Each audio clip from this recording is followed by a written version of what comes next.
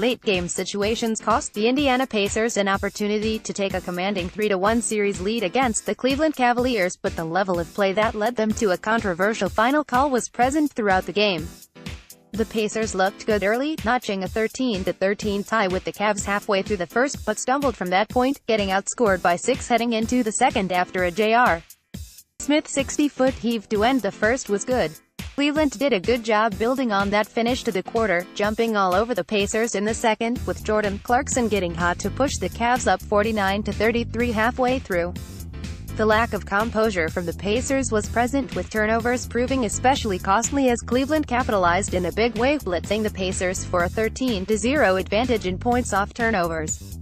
The Pacers worked themselves back into the game, trailing by 9 after a Miles Turner layup, but they were forced to keep pace in the final 2:30 of the half, with LeBron James scoring Cleveland's final 8 of the half, including 6 at the free throw line. The Pacers again allowed the Cavs to dictate the game in the first half, making any positives a footnote, one that's been shot through. As expected, the Pacers turned up the energy in the third quarter, cutting the lead to 2 on a 10-2 run. In the run, Turner scored 5, with a steal and a rebound, but was caught flying into Kyle Korver on a layup, sending him to the bench with 4 fouls. Turner was excellent in his minutes throughout the game, finishing with 17 points on 7-9 shooting. His 3-4 shooting from deep set him up to be the guy for the Pacers tonight, but he just couldn't stay out of foul trouble. The what-ifs of Turner's timeout could have been much bigger had it not been for a breakout second half from Domantas Sabonis. Sabonis has been a wreck this series, including the first half tonight, but settled into a groove in the second half, scoring 6 in the third and 7 more in the fourth to keep the Pacers in position to take the win. Indiana would outscore Cleveland 28-20 in the third quarter, breaking through on a Sabonis 3 at 83-82, putting the game into a back-and-forth affair down the stretch. The positives in the comeback and in taking the lead were often offset immediately through negatives either in shooting or in poor decisions and turnovers. Lance Stephenson in particular was a coin flip on every possession in the fourth. He kick-started the Pacers in the quarter to tie the game, but had a perplexing traveling violation in the backcourt, all while drawing technical fouls and jump balls on James and holding James to just 1-5 shooting when he guarded him, an interesting sea change from the heavy advantage James has held in actual basketball-related matchups. Meanwhile, the Pacers were succeeding in spite of their best player, Victor Oladipo, who had himself a bricklaying showcase, finishing with 14 points on 5-20 shooting. Oladipo entered the game tied 87-87, and tried desperately to shoot himself out of his slump, missing 6 shots in the fourth. Many of those misses were not overly detrimental to the Pacers, given they were successful early at securing the offensive rebound for an easy putback. When that went away, however, the Pacers were forced to swim harder. The Pacers led 92-89 after James was called for a tech against Stephenson, cut to 1 after James scored on the other end.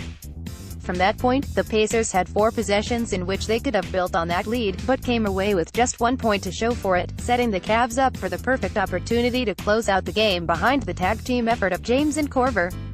With under 4 minutes to go, Cleveland would go on a 10-2 run, including a pair of killer threes by Korver to go ahead 101-95, that 6-point deficit heading into the final seconds. Oladipo hit a corner 3 with 9 seconds remaining to cut the lead to 1. Cleveland without a timeout inbounded the ball to Jeff Green. Green and the ball were wrapped up almost immediately by Stephenson, setting up a chaotic sequence in which the officiating crew split their decision between a foul and a jump ball, ultimately giving precedent to the foul. Whistling the play, a foul zapped Indiana's chances as Green split his trip, completing the 104-100 win for Cleveland, notching the series at a 2-2 heading back to Cleveland. The controversy surrounding the final play may see a split of opinion in discussions after the game, but it was a classic case of putting yourself in position to allow the referees to decide the outcome, which is a recipe for disaster in a game like this. The Pacers didn't play well enough to win this game, but still had an opportunity to do so. The latter remains encouraging even as the series now requires a second win in Cleveland, but the former has been the overall tone of the series for the Pacers outside of Game 1. Throughout the fourth, the Pacers were quick to rush shots, pulling up for early shot clock jumpers that may go down, but aren't your best chance of winning. Even at their best, the Pacers wasted opportunities throughout the night. They ultimately outscored Cleveland in the paint, but it wasn't an encouraging trek to get there. Thaddeus Young had 12 points and 16 rebounds, scoring 5 off of his 4 offensive rebounds, but finished 4-9 shooting in the paint and just 1-4 from the free throw line. Beyond just Young, both were team-wide issues. The Pacers missed 17 shots in the paint and could only work themselves to the line for 13 attempts, in which they missed 5. Cleveland meanwhile had 26 attempts, hitting 22. The teams split their three-point attempts made, but outside of Turner, no one on the Pacers really had it going at any point, while the Cavs enjoyed stretches from Korver, Smith, and Clarkson. Bojan Bogdanovic followed up his legendary Game 3 performance with a fizzle, scoring 10 points, only really showing life early in the second half with back-to-back threes. Likewise, Darren Collison continued his shooting woes in this series, going 5-14 with just 1 3. Indiana's shooting trio of Oladipo, Bogdanovic, and Collison were an abysmal 14-47 and 6-23 from 3. Despite all of that, the Pacers still had themselves in position to win this game. Maybe that's a positive moving forward that, throughout the game, they are able to withstand pushes from James and the flashes his teammates show, but it's also a problem that they're finding themselves in these double-figure deficits they have to dig out of to begin with that now casts this series in a different light moving forward. The Pacers aren't going to be able to win this series if they only show themselves to be the better team for stretches, which has been a problem in Games 3. They may be able to force a Game 7 doing that, but with home court advantage surrendered, they can't play flat for entire halves and come away with that extra win. The series will be given another 3-day layoff before resuming on Wednesday. This extra day benefited James and the Cavs in Game 2, so the Pacers need to ensure that they're the beneficiaries in Game 5.